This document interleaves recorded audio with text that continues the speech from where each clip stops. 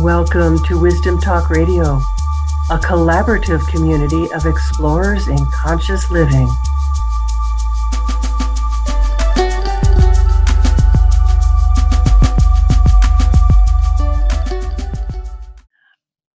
I've been talking these days about co-creation a lot. It's foundational to my work and especially prominent in the new things that I've been bringing through into being. So I am particularly delighted that Bob Jayco is joining us from Australia for today's episode. We'll be talking about all things consciousness, creation, and love. Hi, I'm Laurie Seymour, host of Wisdom Talk Radio and founder of the Baca Journey, fast-track technology for your co-creative power. For visionaries, innovators, company founders, and product designers, optimize your ability to create more in less time and enjoy every minute. My guest today is Bob Jayco. He is editor-in-chief of the Co-Creation magazine and founder of Co-Creation Global, an emerging enterprise dedicated to changing global consciousness. A channel for 60 years for source consciousness called Signals of Love, SOUL, S-O-L, transmitting wisdom and understanding about co-creation and unity consciousness. He has over 45 years experience in the field of energy medicine, teaching and coaching in business, medical and generic intuition, and creativity. Bob, I'm so delighted we finally got this together from opposite sides of the world, and we found a time to do this. Welcome. Thank you, Laurie. It's a real pleasure being with you today, and to all your listeners and viewers, thank you for having me. We're delighted. From the great down under. So, because I mentioned this in your bio, I do want to start out by having you tell us a little bit about, what is SOL, what or who? It's these signals of love. Okay, Soul started as a voice that came along when I was 10, and the history of it is my father was a fairly violent man, and he was also an alcoholic. So we used to reflect in a lot of beatings, and over a while. When you're in that sort of space and you're getting that down. I was a pretty resilient kid, so I would chat back and get a second walloping for chatting back. But even with that resilience and that persistence, it got you down. You tended to close in on yourself, and so what happened was that somewhere when I was 10, I remember this voice appearing, and it wasn't voices, it was a voice. Mm-hmm. And it was very, I could say, loving, wise, and fairly, the word I'm looking for is that it was a teaching voice. It was a voice that used to show me and teach me all sorts of stuff that I never knew. And this is a 10-year-old. And used to send me off to the library and pick up books on philosophy and the occult and magic and all of the mythologies of the world. I virtually read them all. So my first journey in the first 10 to 5 years was about reading and getting an understanding of the human experience through the written word, but then began to evolve in observing the world of the physical and the world of the non-physical. In other words, for the last 60 years plus, I have worked in both worlds, observing, experiencing, understanding, learning, and growing. So it's been a transformational journey with Soul. As I call it a sidekick. We don't know which one is the sidekick. the sidekick, yeah, the energy that's been my partner, if you like, in the world of my personal transformation and understanding of how the world works, why it works, when it doesn't, and so that's given me a real grounding in basically understanding how co-creation works, and being able to experience that by applying it in my own specific journey. And from that place, I've managed to find a springboard in terms of teaching that in the world, and that's where we are today. We're in a space where we've set up Co-Creation Magazine, Co-Creation Global, with the objective of bringing the work of co-creation, or the understanding of co-creation, and the fact that we are one consciousness, as the word I'll use is, we are extensions of the one consciousness. So let's talk a little bit about that, because co-creation is a term that's used in a lot of places and probably used differently in a lot of places. For me, it's very much to do with that aspect that of us that gets to create with that collective consciousness, with that greater consciousness, with that field of potentiality, or whatever one wants to call it. I mean, I would start there. I'm interested to have you speak to what you mean right now by co-creation, because I'm sure that's evolved over time. Well, it has. There are different meanings that co-creation. Co-creation can be used and is used in a business sense, where you get a few people around a table or in a room, and they are innovating and co-creating. In other words, they're putting job inputs to create or innovate or evolve some idea or some sort of product or service. And that is the most common version of co-creation. In effect, I went on to Wikipedia and had a look at that, and that's the definition. So we're also discussing the idea of going into Wikipedia to put the more larger version of co-creation into the system. I have to figure out how we do that. I'll do that with you. Absolutely. Okay, cool. If we take it in steps, this is the best way of me describing co-creation and the experience of it. Let's think about us as being extensions of Source, and therefore we are innate. And we are possibly now conscious, right? But we are also unconscious. Let's say we're possibly conscious. Co-creation means that in a conscious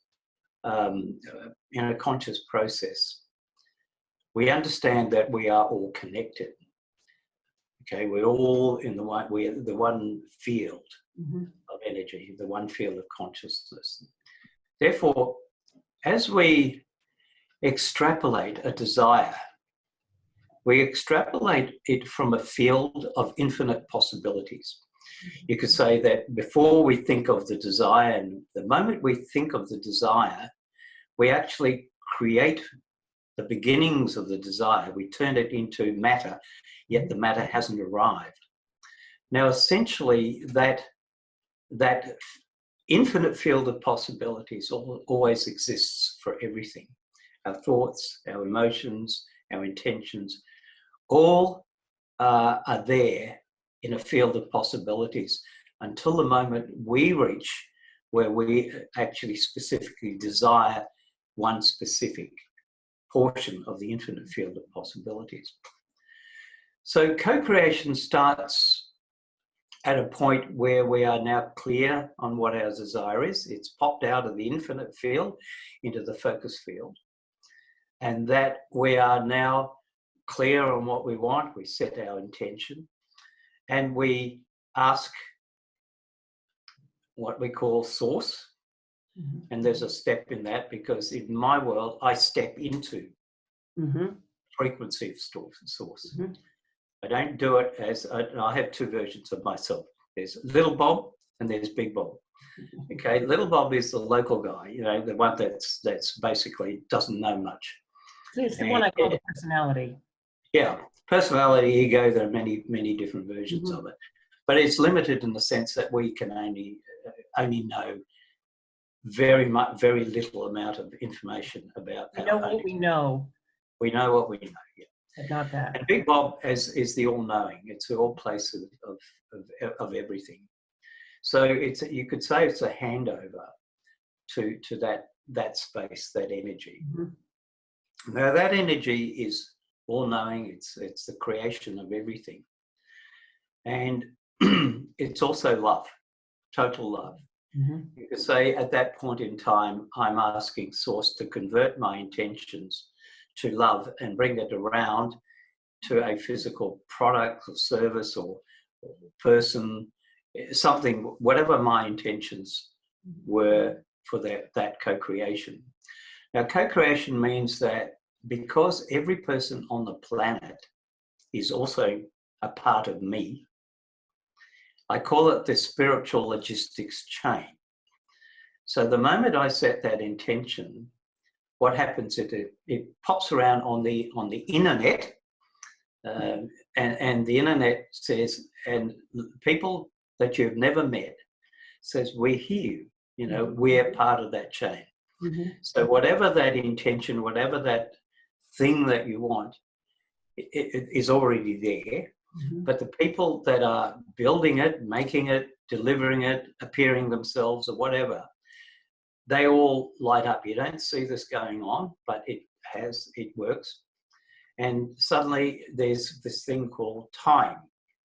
And from the time you set the intention to the time it arrives, it just appears. Mhm. And it appears as if by magic, but basically it's already in process the moment you set the intention.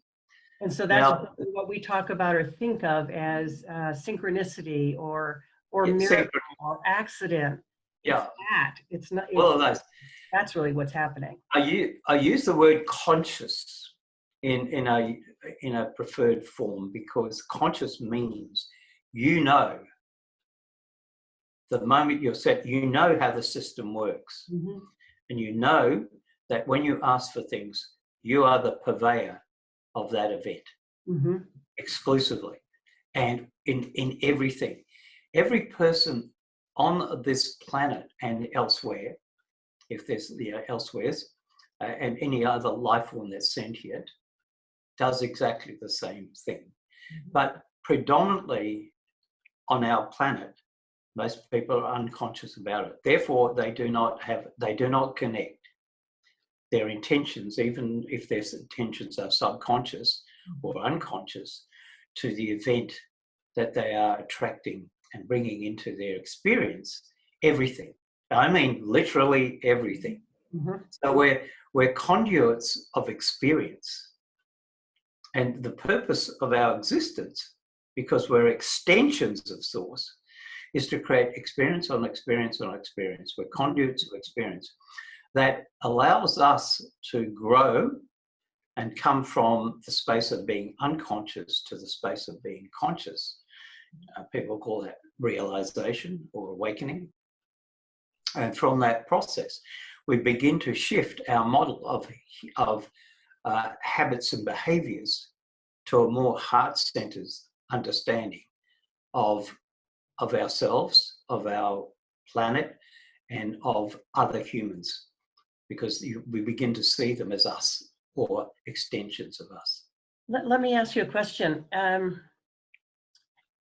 It is often my experience where it's not so much a matter of me having an intention and then bringing it forward, but that it is as I get quiet and go inside and I may be asking about what my next step is or what I'm needing to do that day or something like that, that there is something that comes to me that I know is not from, little Laurie, as you were talking about, little Bob, that really is something that's being given to me to be addressed that day, to be explored. Yeah. And I'm giving for me, a simple version here. it becomes a little bit more complex as we begin to evolve to understand that we are transmitters to a degree, some form or another. The more we begin to involve our inner abilities to use imaging and action or imagination, and to use the inner tutor, I call that intuition, those begin to come into us. The prevalent population use it sporadically and probably don't know how to use it well, and are uneducated in its power. But we were granted that. We co-created that as a species, as co-creation. Co-creation was modeled on the understanding that Source was an infinite absolute singularity before it became multitudes of itself. And so co-creation, from that point, creation become co-creation. So the moment it created infinite versions of itself, it was a co-creation between the source singularity and the extensions of it. And therefore, everything in the universe is technically a co-creation, including what we do here on the planet. If you give it some thought, you'll begin to understand that co-creation from a spiritual perspective is virtually non-existent as creation in this world. In other words, well, see, creation is a singularity. Co-creation must have a relativity between one and another, okay, or many, including the planet. Could it? I mean, for me, co-creation is not necessarily about me and another. It's about me and Source. Well, yeah, I'm also trying to define that you and Source and another is another person that is also Source. It could also be. So when you think about humanity, humanity as a collective, we are extensions of Source. Therefore, every individual in the chain of humanity is a part of you. You know, all you are is just simply part of a network that is there. So when you manifest or co-create anything, it's that relationship between you and another you, or many other yous, that create the event, the circumstances, or the desire that you want to experience to appear in your world. And I'm talking about consciousness, being conscious that you can do this and are able to do that, and know that when you set out that desire and intention, it's actually you that did it. Whereas most of the world's population don't understand that, don't know it. I'm talking to the people that are probably understanding this and in many ways sort of get it. But the issue here is not about getting them to understand it. It's getting 7.5 billion others that are co-creating all the things that we see in the world to understand it. There's got to be a shift, the shift to be from those who understand it to help facilitate the others to understand it. So that's one of the things I wanted to ask you about, Bob, is you've got this global project going. And I know it's a whole emerging enterprise, but that your intention is around doing that changing of global consciousness. And there's different pockets of people, you know, doing that in one way or another, but I'm very interested in what you see your next, what's this going to look like for you? Sorry for laughing. No, please laugh. In many ways, you know, Laurie, to be perfectly honest, I don't know. Yeah. That's the truth. Basically, what we do is when I was given this 30-year vision plan in 2016, 30 years, and I'm 72 in a week. This is a 30 to 50-year plan to roll out and to create a movement of such a dimension that it has a huge impact on the consciousness of the planet. Now, I questioned this when Sol, I have conversations. I understand. I questioned this. I said, why 300 million?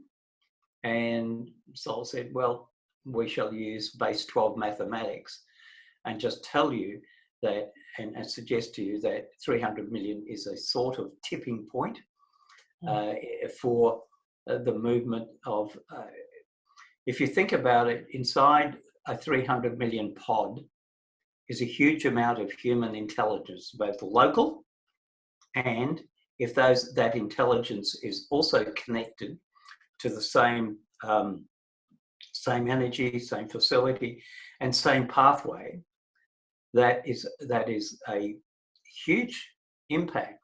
It's an impact to the degree that the United States has an impact on the world. And you could say that pod can act as a cantilever to to countries and to other places that are still living in the unconscious paradigm and still continuing with their wars, their diversity, their processes of separation. So we can act as a cantilever, but a huge influence center for teaching, evolving, catalyzing consciousness in a way that 100 little pods or 1,000 little pods can't do, or will find it very difficult to do. To get traction, that tipping point. Yeah, to get traction, and it doesn't really matter. I mean, we're all temporal beings. We're all here temporarily. This physical body is only something we use for a short period of time. The real truth of the matter is that when humanity and all life was granted the free will to choose its own experience, there was no rules. We can co-create and we can co-destruct. So mankind can indeed end the experiment itself by staying unconscious and continuing to live, act, and behave in the way they currently do. And that reality feels real. We experience it through all sorts of things. People are talking about climate change, or we're drinking and eating the equivalent of a credit card a day with all the pollution in the water and everything else. There's all sorts of things that are going on, but they're going on for a reason. We are co-creating this reality, which is there to mirror back to us our possible demise. And I use the word possible with love and a question mark. Possible is always possible, but humanity as a collective needs to make that. It needs the assistance to make that switch into a conscious collective, working from the heart and being connected back to Earth and connected to ourselves, and reintroducing and remembering who we are. And is that for you the fundamental aspect of what this global mission is? Yes. Really, to bring people to that place of consciousness? We are not teaching anything that hasn't been taught 5 to 7 to 10,000 years ago in various theologies. All of them said the same thing. But you're all of them said the same thing. Okay. But you see, humans are interesting because they develop these stories. The stories turn into cultures. Cultures turn into theologies. And they're handed down from generation to generation to generation to generation. It goes on and on and on. And the generation think they're local. They think according to the beliefs. They act and behave according to the beliefs. There are places on this planet where the generations have been warring amongst themselves for thousands of years. And it hasn't changed because the culture, which I call local culture, the local understandings, have induced these separations, these one tribe versus another tribe, the lack, the fear, all of these things are predominant in that culture and in the probably the underlying theology that's invoked in that culture. So the children start the process and they hand that down and they keep going. Mm-hmm. And so what did Einstein say?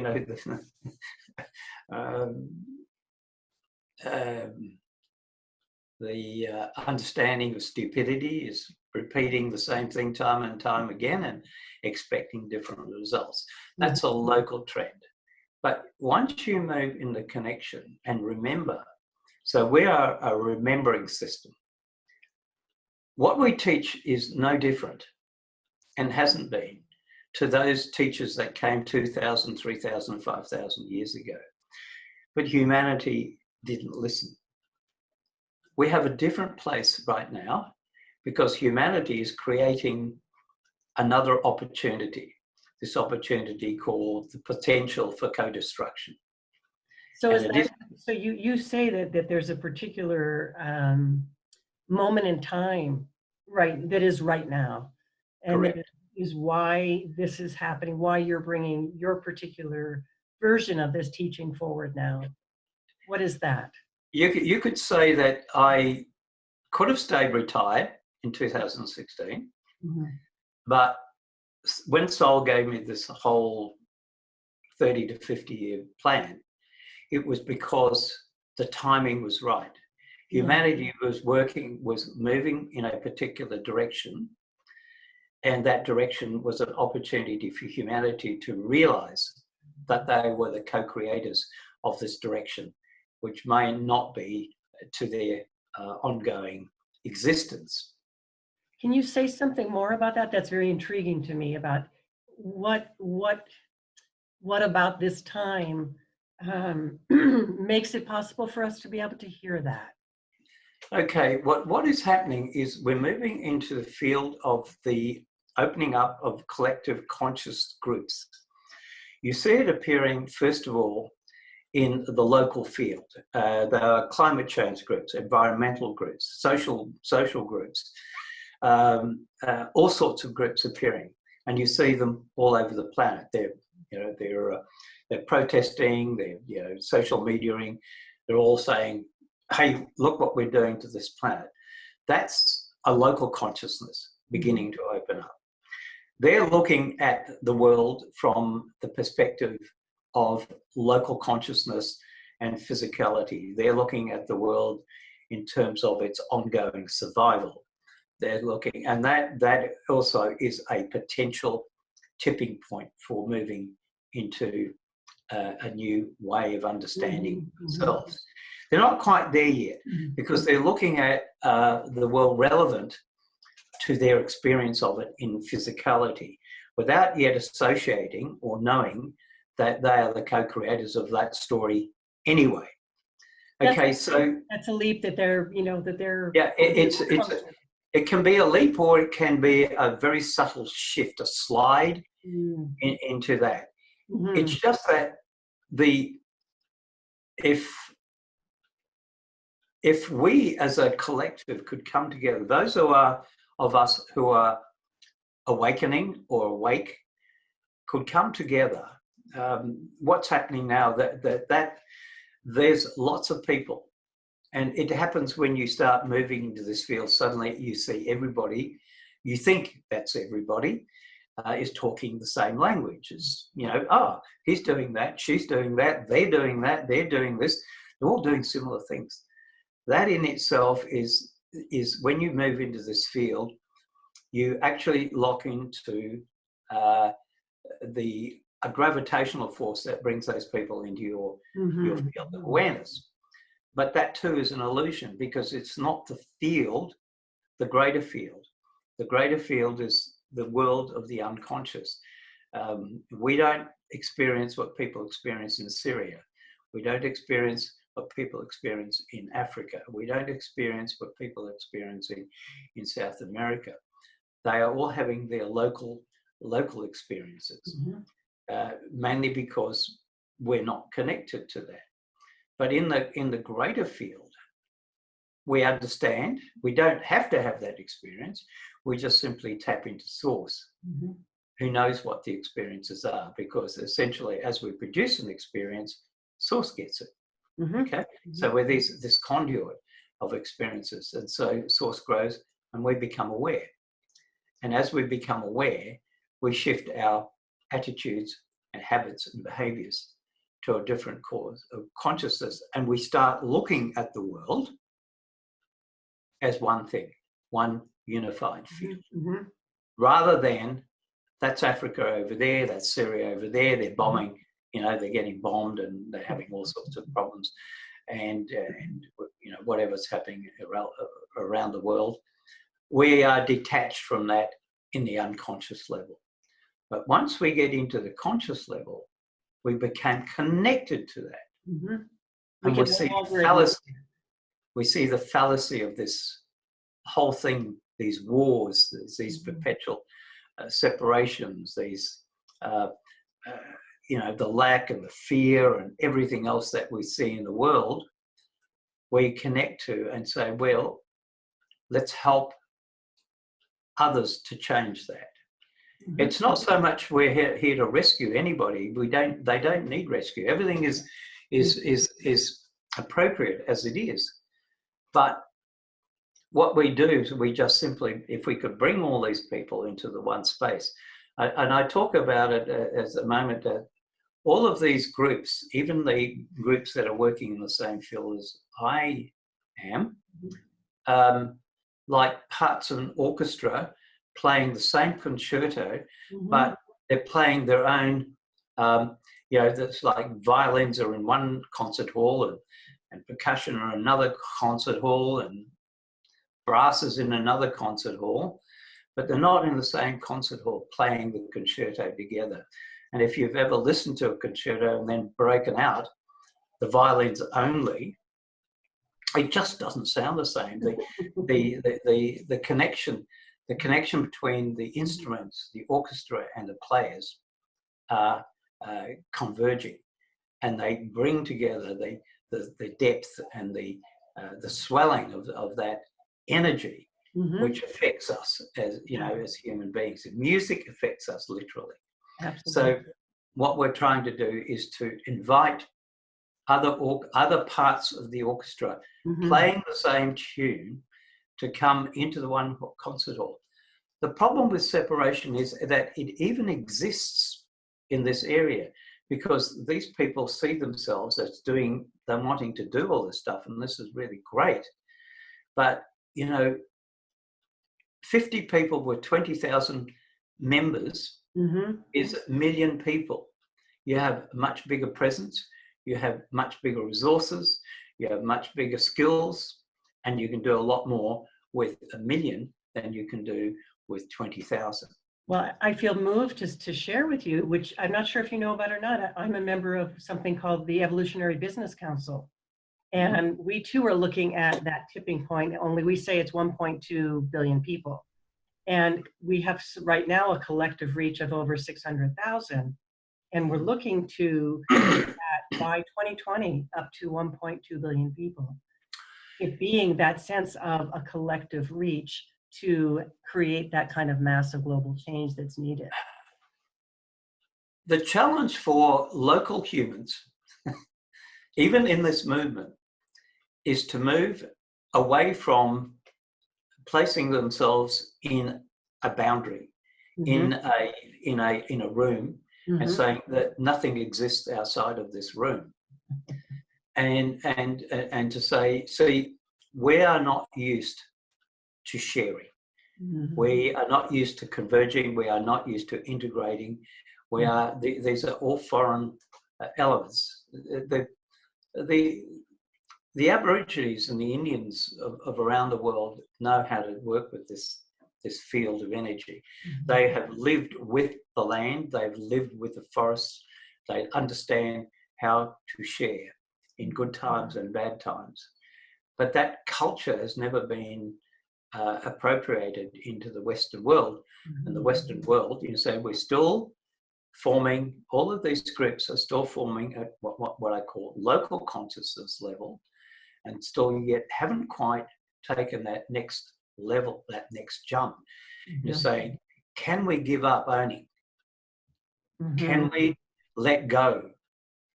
Can we just simply work as one group? And then you've got, then the argument is that we've got a company, or you've got a company, and how does this all work? In the concert hall scenario, they all agree to play. They don't have to give up anything. Violins still stay violins. Percussion still stays percussion. And the other thing, what we do is agree on working together. And whatever vehicle is working together, it doesn't even have to be a vehicle. It could be a great big social media movement that all plop into one place. And what feeds into that doesn't really matter. But what happens is that a community can be turned into a movement without any form of direction. It can organically suppose to manage itself, work itself, because what you do is you actually sponsor organic development, organic leadership. And the movement takes a life of its own. You give it input through wisdom, you give it input through knowledge, and then you let it go and let it form. And this is exactly what we're doing. We've just started Co-Creation Global Community, which is the benchmark. We invite all sorts of people in it and to it. There's no cost, nothing else. It's just people who want to become and start the movement. Because I'm so glad you've started this, and you are opening the doors wide. And we open the doors to anybody that wants to get in. There are no fees, no costs, and basically, essentially, we build on that, and we invite people to bring other friends in, and people of a like mind to start the whole thing going, because it starts one person at a time, and then builds upon that, and takes it where it needs to go, because everybody in that group is aligned, they're in sync. They know the bigger picture. That's what they want. That's part of their life intention, and they're in service to themselves. And I say this because everybody else there, even the unconscious, are reflections of their unconscious. There isn't many or any people on this planet that are not that are fully conscious. We all waft in and out of it. Even I do, and I'm the first to admit that. I have periods of unconsciousness, and everybody does. We waft into it, so we're not always conscious. What I mean by conscious, in the frequency of source, where I plop into being local Bob and little Bob, big Bob. I love that idea of local and. we get into I'm big Bob and little Bob, and we vary that. If we were fully realized, we wouldn't need to be here. Exactly. And that's part of the journey. So it's learning to navigate and co-create in a world where you know that you are source. And that's simply, because source is non-local. How do I explain non-local? It's everywhere. It's everywhere. That's easy. It's everywhere. Yeah. But in a sense, how do you discover it in yourself? The answer is you can't. You just have to know that it's you. Okay? Look in a mirror and look through the physical form, and we're just simply frequency, if you can see that energy. Well, that's part of, it's part of what there are people like me who teach people how to do that, how to connect with that. Yeah. People like you that do that. What I want to make sure is, as we wrap up here, is that people know how to connect in with this global movement. What's the best place for people? Okay, if they go onto Facebook, and I will send you the links for this, it's the Facebook is a Co-Creation Global Community, Mm-hmm. So if they go into Facebook and they type that in, they will find the community page. All they need to do is to join and Mm-hmm. and meet Astrid and Kim. There's two Kims and myself. In there, we do Facebook Lives. We had communication. Now, our community is a little bit different from most. We actually get in there and engage. We have conversations. We're not Absolutely. just we don't just post. We don't post or comment, but there's people in there all the time. They'll meet Kim and they'll meet Astrid, and they'll meet me, and they'll meet Sol. We'll do Sol Lives. Okay. And so I will have that in the show notes for sure. And what about the magazine? The magazine, if they put in Co-Creation Magazine, that's Co-Creation Magazine, that'll bring them to the magazine website. So is that co-creationmagazine.com? Yes. Okay. And that will bring them to the magazine website. If they hit magazine on the top left hand of the web page, it's the third issue down. And they'll see all the issues anyway, but it's the third issue down, and then they will get the magazine. We are building a completely new platform that's under build there. It'll have Co-Creation TV, podcast platforms, places for musicians, conscious musicians. The magazine will go multimedia, so people like yourself can put podcasts on our magazine, video stories on the magazine, as well as text. Wow. So it'll be a complete big 30-year new model. Yeah. Yeah, we need people younger than us to move in and take some of the reins. Well, that's actually one of our major objectives. The future is with the children and the young adults. And so part of our journey and our evolutionary process is to get them engaged in co-creation, understanding it. Because if you really want to understand where the future is with the children and the young people, that if they're awake, they become the future politicians, the scientists, the environmentalists, the innovators. You know, our generation has 30 or 40 years left in it, and then, you know, we move on. But if we don't leave a legacy for these kids, then all we can leave is the old paradigm. Yeah. So well, we're working on that, and I celebrate your, I was going to say your efforts, but I don't want to say that, your creation, you know, the way in which you are bringing your energy to bear on what's needed in the world. So I thank you for that. Laurie, that's wonderful. Thank you so much. I'm in this by choice. And the only reason I stayed with it, because when I saw this map, this roadmap, I actually procrastinated for nearly 13 months. It was so overwhelming. So one day I sat down with Sol, had a conversation. He said, okay, I will do this, provided you co-create all the resources, the people, the money that's necessary, everything, and including the community and the movement. You assist us in co-creating that adventure. Without that, I'm not in. Yeah. With that, I'm in. So I'm glad to know that you're in and that Sol came through. So we actually live Co-Creation 101. Everything we do as a group and personally, we actually live it every day. Absolutely.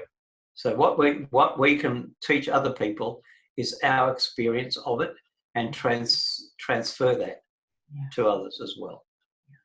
Thank you for being with us here today at Wisdom Talk Radio, Bob. I truly welcome your message and the inspiration that you've brought to people. Thank you, Laurie. I thank you very much for having me. And also to the viewers and listeners, I'm really pleased to be able to tell our story. Yes, yes. And I want to add my thanks to our listeners for being with us today at Wisdom Talk Radio. Remember to join us here regularly for more wisdom, discovery, and illumination. You can find us on your favorite place to listen to podcasts. And if you've enjoyed listening today, please leave us a review or even support continuing programming by leaving us a tip.